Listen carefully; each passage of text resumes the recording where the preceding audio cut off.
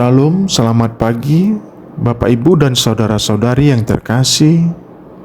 Sebelum kita mendengarkan firman Tuhan, marilah kita berdoa. Kasih karunia dan damai sejahtera dari Allah Bapa kita dan dari Tuhan Yesus Kristus menyertai kamu sekalian. Amin. Bapak Ibu dan saudara-saudari yang terkasih dalam Yesus Kristus, firman Tuhan kita pada Sabtu tanggal 17 Mei 2025 diambil dari kitab 1 Samuel pasal 12 ayat 20 dan 23. Beginilah firman Tuhan. Jangan takut, memang kamu telah melakukan segala kejahatan ini. Namun janganlah kamu berpaling dari mengikuti Tuhan, melainkan tetaplah beribadah kepada Tuhan dengan segenap hatimu. Jauhkanlah daripadaku untuk berdosa terhadap Tuhan dengan berhenti mendoakan kamu. Aku akan mengajar kamu mengenai jalan yang baik dan lurus. Demikianlah firman Tuhan.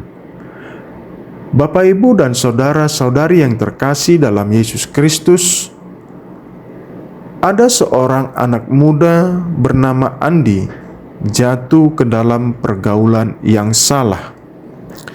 Ia mulai jarang ke gereja, berbohong kepada orang tuanya, dan bahkan kehilangan arah hidup. Namun suatu hari ia duduk di bangku gereja dan merasa sangat bersalah. Ia berkata dalam hati, "Tuhan pasti tidak mau aku kembali." Tapi saat ibadah berlangsung, pendeta berkata, "Tak peduli seberapa jauh kamu melangkah, Tuhan masih mau kamu kembali, asal kamu mau berbalik dan setia kembali." Air mata Andi mengalir. Disitulah ia sadar kesetiaan Tuhan tidak berubah walau ia sendiri sempat berpaling. Saudara yang terkasih dalam Yesus Kristus, kitab 1 Samuel pasal 12 merupakan bagian dari pidato persiapan Samuel setelah Israel meminta seorang raja, yakni Saul. Permintaan itu dianggap sebagai penolakan terhadap pemerintahan langsung Allah. Dalam pidatonya, Samuel menegur mereka, tetapi juga memberi penghiburan dan janji akan tetap mendukung mereka secara rohani. Ayat 20, penekanan pada kasih karunia dan pertobatan. Samuel mengakui bahwa umat telah berbuat dosa besar, meminta raja seperti bangsa lain. Namun ia segera menenangkan mereka. Jangan takut. Ini menunjukkan karakter pengampunan Allah. Meskipun ada dosa, pintu pertobatan tetap terbuka. Samuel mengajak mereka untuk tetap mengikuti dan beribadah kepada Tuhan dengan segenap hati, menunjukkan bahwa yang terpenting bukanlah kesalahan masa lalu, tetapi kesetiaan di masa depan. Ayat 23, peran Samuel sebagai pendoa dan pengajar. Samuel menunjukkan kesetiaan sebagai pemimpin rohani dengan berkata bahwa ia tidak akan berhenti mendoakan mereka. Ini memberi teladan tentang doa syafaat. Tanggung jawab rohani tidak berhenti walau posisi atau peran formal telah berubah. Ia juga menegaskan akan mengajarkan jalan yang benar, menyiratkan pentingnya bimbingan spiritual dan moral dalam kehidupan umat.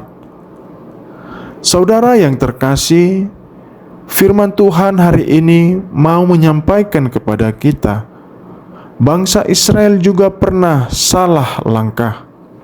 Mereka meminta raja karena merasa cara Tuhan memimpin tidak cukup. Namun melalui Samuel, Allah tidak hanya menegur, Dia juga memberi harapan. Samuel berkata, "Jangan takut, tetaplah beribadah dengan segenap hatimu." Samuel sebagai pemimpin rohani tidak meninggalkan mereka. Ia berjanji untuk tetap mendoakan dan mengajar jalan yang benar. Ini mencerminkan kasih setia Tuhan yang tidak berubah. Saudara yang terkasih, kita mungkin mengalami kegagalan, jatuh dalam kesalahan.